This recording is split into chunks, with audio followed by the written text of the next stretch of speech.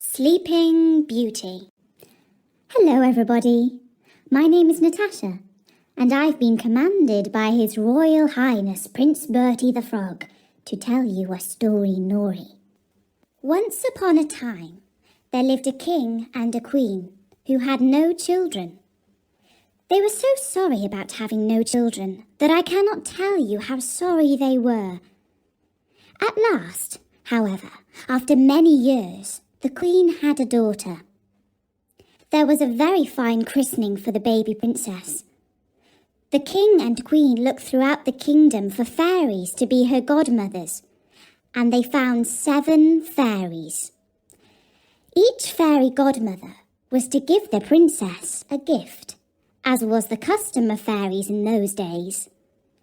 In this way, the princess had all the perfections imaginable. After the christening ceremony was over, the whole party returned to the king's palace, where there was prepared a great feast for the 7 fairy godmothers.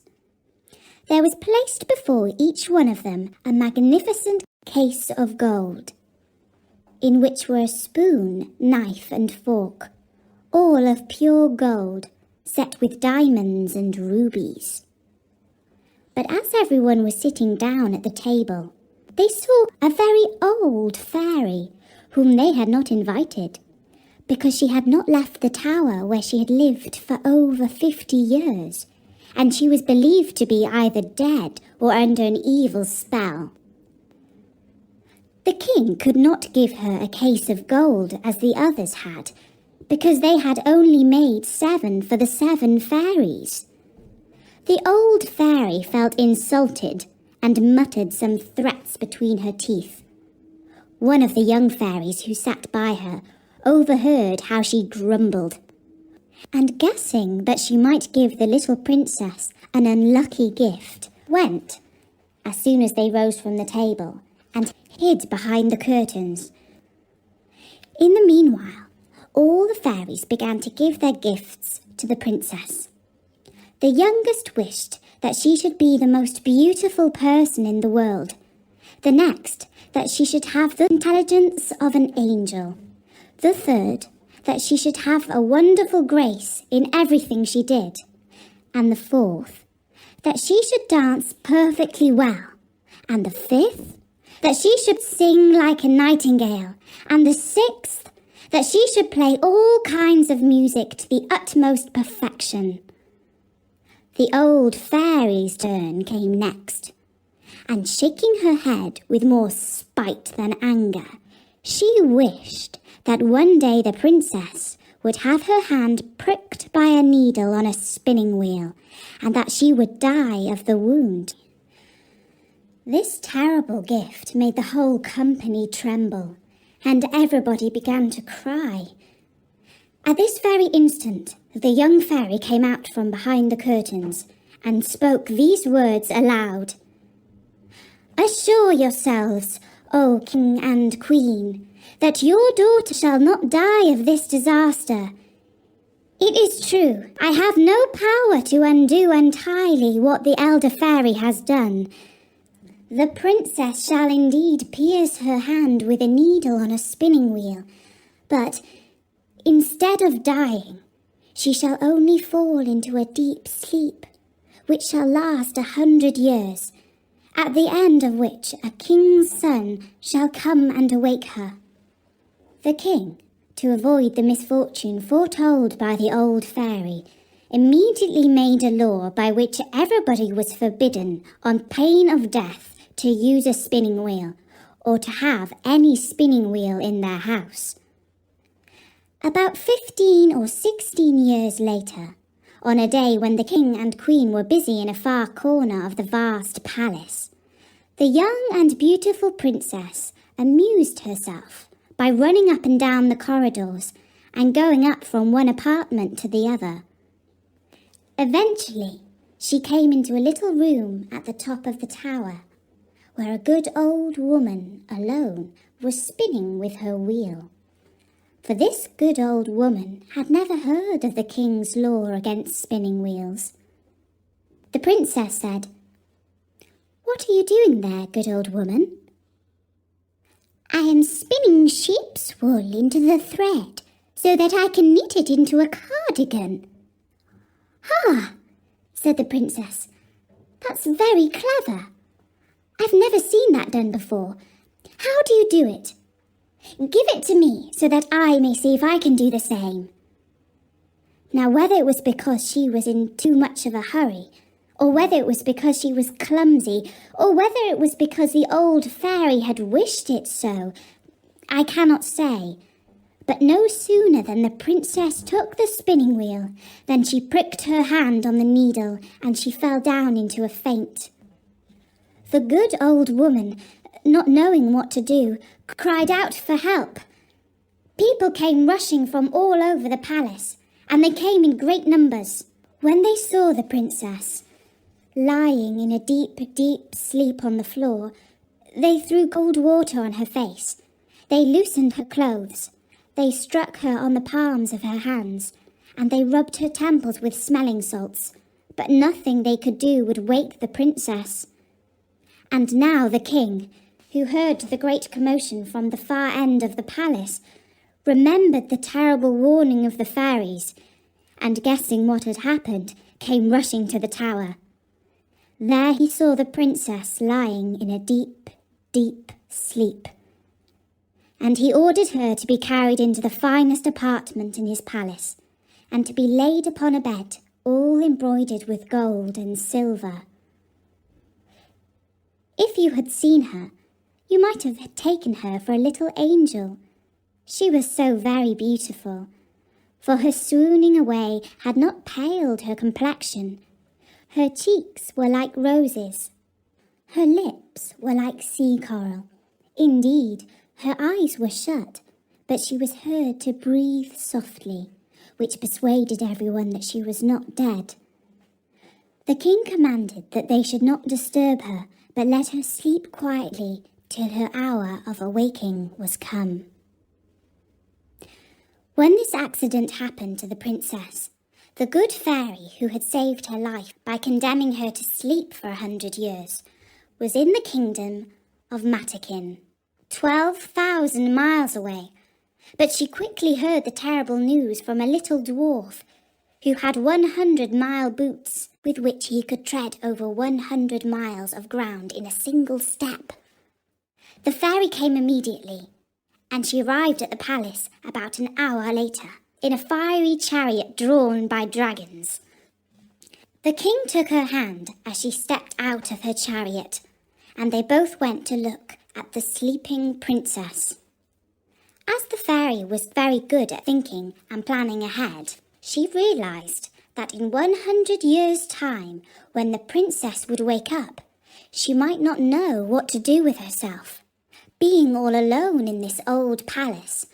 And so this is what she did.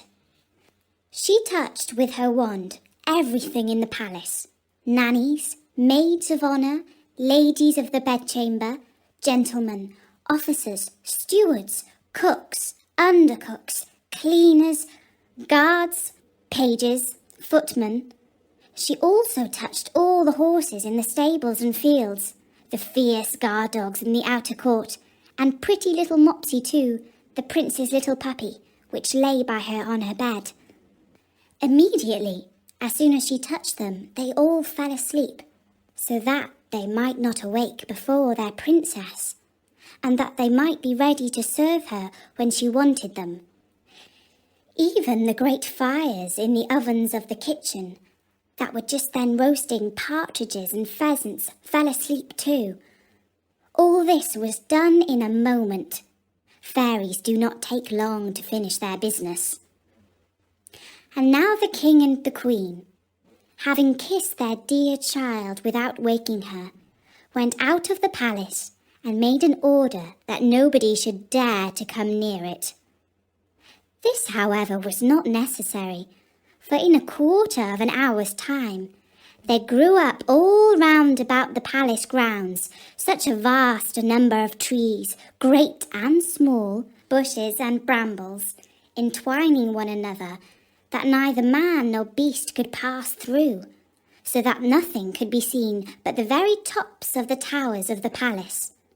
Nobody doubted but the fairy had demonstrated a very extraordinary sample of her power, and that the princess, while she continued sleeping, might have nothing to fear from any curious people. When 100 years had passed by, the son of a king from another family had gone a-hunting in that part of the country where the palace used to be. He asked, "What are those towers in the middle of that great thick wood?" Everyone answered with the rumours that they had heard. Some said that it was a ruinous old castle haunted by spirits. Others that all the sorcerers and witches of the country used to meet there at midnight when there was a full moon. Most people believed that there was an ogre that lived there, and that he used to take to there all the little children he could catch, so that he could eat them up whenever he pleased, without anybody being able to follow him, as only he had the power to pass through the wood. The prince was all in a quandary, not knowing what to believe, when a very good countryman spoke to him as follows. "May it please your royal highness, it is now about 50 years since I heard from my father, who heard my grandfather say that there was then in this castle a princess, the most beautiful that was ever seen, and that she must sleep there 100 years, and she'll be waked by a king's son." The young prince was all on fire at hearing these words, believing, without thinking these things through, that he could save the princess, and pushed on by love and honour, he swore that moment that he would do just that. As he rode on his horse toward the wood, all the great trees, the bushes and brambles gave way to let him pass through. He walked up to the castle, which he saw at the end of a large avenue, and he went into it. And what rather surprised him was that none of his people could follow him, because the trees closed again as soon as he passed through them. However, he did not stop. A young and amorous prince is always brave. He came into a wide, wide outer court, where everything he saw might have frozen the most fearless person with horror. There was a most frightful silence. The image of death everywhere showed itself, and there was nothing to be seen but stretched out bodies of men and animals, all seeming to be dead. But the prince realized when he saw their red faces and pimpled noses of the guards that they were only asleep, and that their glasses, in which there still remained some drops of wine, showed plainly that they had fallen asleep whilst drunk. He then crossed a court paved with marble, went up the stairs, and came into the corridor where guards were standing, with their rifles upon their shoulders, snoring as loud as they could. After that, he went through several rooms full of gentlemen and ladies, all asleep, some standing, others sitting. At last he came into a chamber all gilded with gold, where he saw upon a bed the most wonderful sight that had ever met his eyes. A princess, who appeared to be about 15 or 16 years of age, and whose bright and rosy beauty was quite angelic. He approached with trembling and admiration, and fell down before her upon his knees and kissed her hand. And now, as the evil fairy's spell was at an end, the princess opened her blue eyes for the first time in 100 years, and looking at him said, "Is it you, my prince? You have waited a long time." The prince, charmed with these words, and much more with the manner in which they were spoken, knew not how to show his joy and gratitude. He assured her that he loved her more than anyone or anything in the whole wide world. Their conversation did not make much sense. They spoke with little reason, but a great deal of love. He was more lost for words than she, and we need not wonder at it. For it is very probable, though history mentions nothing of it, that the good fairy, during so long a sleep, had given her very agreeable dreams about handsome princes coming to her rescue. In short, they talked 4 hours together, and yet they said not half what they had to say. In the meanwhile, all the palace awaked, and as all of them were not in love, they felt most desperately hungry after 100 years without a bit to eat. The chief lady of honour grew very impatient and told the princess aloud that supper was served up. The prince helped the princess to rise. She was entirely dressed and very magnificently, but His Royal Highness took care not to tell her that she was dressed in the fashion of 100 years ago, like his great-grandmother. She looked not a bit less charming and beautiful for all that. They went into the great hall of mirrors, where they had supper, and were served by the princess's officers. The orchestra played old tunes, but very nice ones, and after supper, without losing any time, the priest married them in the chapel of the castle, and the chief lady of honour drew the curtains. They had but very little sleep.